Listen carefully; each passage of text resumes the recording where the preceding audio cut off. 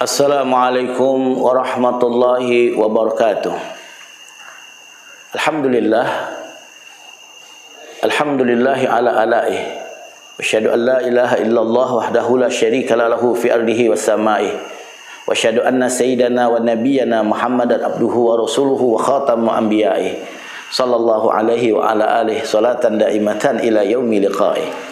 Allahumma salli ala nuril anwar wa sir asrar wa triyagil aghyar wa miftahi babil yasar sayyidina wa malana Muhammadinil muhtar wa alihi al-athhar wa ashabil akhyar adada ni'amillah wa ibdalih. Amma ba'du, masyaallah hadirin wal hadirat wa kafatil mustamin al-kiram berbahagia. Pertama-tama dan yang paling utama, marilah kita bersyukur kepada Allah Subhanahu wa taala atas kelimpahan nikmat dan karunia-Nya yang telah Allah curahkan kepada kita dan kepada seluruh keluarga kita. Alhamdulillah sampai sekarang ini kita masih dalam keadaan sehat walafiat dhahiran wa batinan. Salawat dan salam kita peruntukkan ke haribaan junjungan agung kita Rasulullah wa Nabil Akram Sayyidina wa Nabiyina wa Maulana Muhammad Sayyidul Qaunain wa Asyrafus Sagalain wa Imamul Haramain wa Sahibul Hijratain Sayyidul Arabi wal Ajab Sayyidul Waladi Adnan beserta keluarganya, para sahabatnya, para pengikutnya, para pencintanya, para pejuangnya dan sekalian umatnya sampai di kiamat. Hadirin hadirat wa kafatil mustamin al-kiram berbahagia. Allah Subhanahu wa taala berfirman, la in syakartum la azidannakum wa la in kafartum inna azabi lasyadid. Ini surah Ibrahim ayat 7.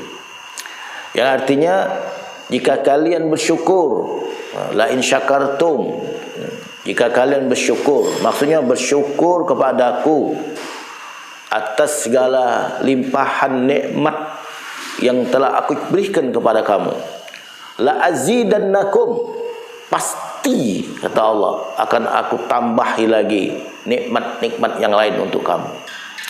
Wala in kafartum, wala in kafartum, dan jika kalian kafartum, kufur, tidak bersyukur kepada Allah Subhanahu wa taala, inna azabi lasyadid, sesungguhnya azabku sangatlah pedih. Masyaallah hadirin hadirat sekalian, jadi dalam ayat ini walaupun tidak ada perintah untuk bersyukur kepada Allah, tetapi maksud tujuannya adalah agar kita bersyukur kepada Allah Subhanahu wa taala. Karena banyak nikmat yang telah Allah berikan kepada kita.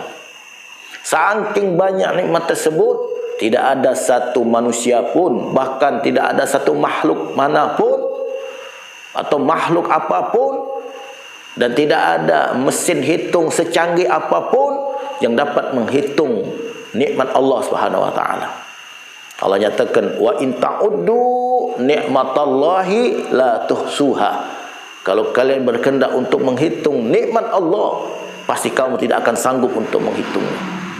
Satu nikmat saja dari Allah yang Allah berikan kepada kita, kita hambanya tidak mampu untuk menghitung kebaikan hikmah yang ada dalam satu nikmat tersebut.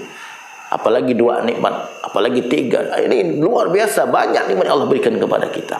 Tetapi alhamdulillah hadirin sekalian, Allah Subhanahu wa taala tidak memerintahkan kepada kita hambanya untuk menghitung-hitung nikmatnya, tidak. Tetapi yang diperintahkan oleh Allah kepada kita hambanya adalah bersyukur, bersyukur kepada Allah Subhanahu wa taala. Bagaimana cara bersyukur? Ada 3 cara. Yang pertama, kita bersyukur dengan lidah, yaitu mengucapkan kalimat tahmid, alhamdulillah.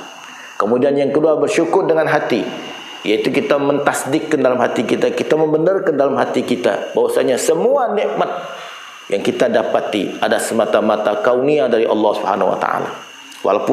Walaupun kita mendapatkan dengan bersusah payah, dengan peras keringat banting tulang. Mungkin ada sebagian kita malam jadi siang, siang jadi malam. Mungkin ada juga di antara kita yang menjadikan kepala jadi kaki, kaki jadi kepala untuk mendapatkan sesuatu, lalu dia berhasil.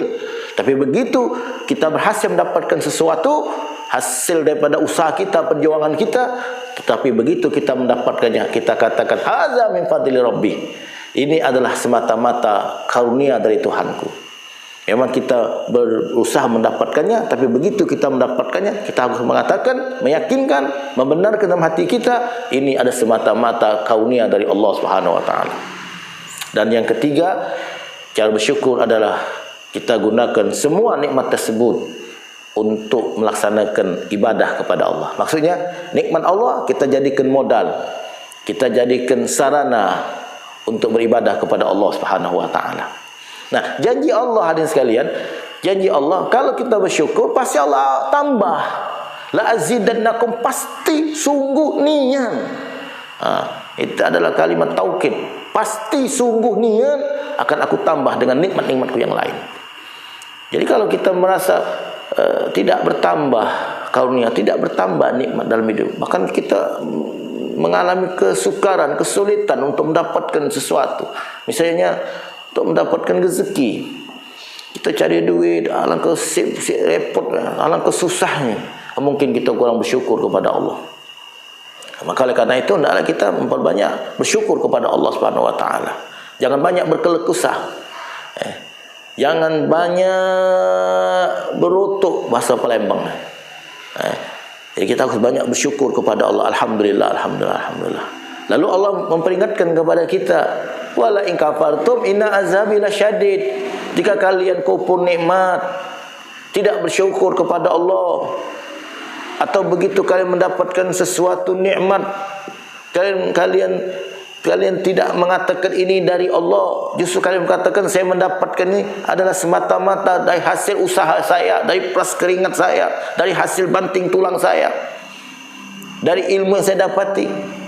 Sebagaimana si Qarun mengatakan, innama utitu ala ilmin indi, aku dapati semua ini, yaitu harta benda yang ada ini, kekayaannya yang didapat oleh Qarun. Qarun mengatakan, innama utitu ala ilmi indi, aku mendapat semata-mata karena kepintaranku. Dia tidak mengakui kekayaannya, harta bendanya, nikmat-nikmat yang dia dapati adalah karunia dari Allah Subhanahu wa taala. Akhirnya Allah marah. Inna azabi lasyadid, kata Allah, sesungguhnya azabku sangatlah pedih. Diazab oleh Allah. Sekurang-kurang azab, sekurang-kurangnya azab bagi orang yang diberi nikmat tapi tidak bersyukur, dia tidak merasakan kebahagiaan, tidak merasakan ketenangan di dalam kenikmatan tersebut. Walaupun dia punya rumah yang megah, yang mewah, yang besar, tapi dia merasa sumpek, tidak merasa tenang berada dalam rumahnya. Walaupun dia punya harta yang banyak, tapi tidak bisa menikmatinya. Nauzubillah min dzalik. Ada lagi yang merupakan ghayatul kufran, yaitu puncak daripada kufur nikmat. Apa? Yaitu dia diberikan oleh Allah nikmat, lalu nikmat tersebut dijadikannya sebagai alat untuk dia berbuat maksiat kepada Allah Subhanahu wa taala. Diberikan harta digunakan sebagai modal untuk berbuat dosa kepada Allah. Diberikan pangkat jabatan, lalu pangkat jabatan digunakannya adalah untuk mencari kesempatan dalam kesempitan, bukan untuk mencari ridho Allah. Bukan dijadikan sebagai alat sarana untuk ibadah kepada Allah, justru jadi sebagai alat untuk menentang Allah Subhanahu wa taala. Nauzubillah min dzalik. Ini merupakan puncak daripada kufur nikmat. Maka orang tersebut pasti diazab oleh Allah Subhanahu wa taala. Maka setiap kali kita mendapatkan nikmat, hadirin sekalian, maka kita bersyukur kepada Allah, kita ucapkan alhamdulillah, dan kita mohon petunjuk kepada Allah, mohon bimbingan bagaimana cara kita untuk melaksanakan nikmat ini, agar nikmat yang Allah berikan kepada kita dijadikan oleh Allah sebagai jembatan untuk dapat menyampaikan kepada kita kepada kenikmatan yang hakiki dan abadi di sisi Allah Subhanahu wa taala. Mudah-mudahan Allah Subhanahu wa taala senantiasa memberikan nikmatnya kepada kita dengan ridhonya tentunya, dan nikmat tersebut dengan petunjuk Allah kita jadikan sebagai modal agar kita mendapatkan kebahagiaan yang sesungguhnya di akhirat kelak. Amin Allahumma amin ya rabbal alamin. Wal afu minkum. Wassalamualaikum warahmatullahi wabarakatuh.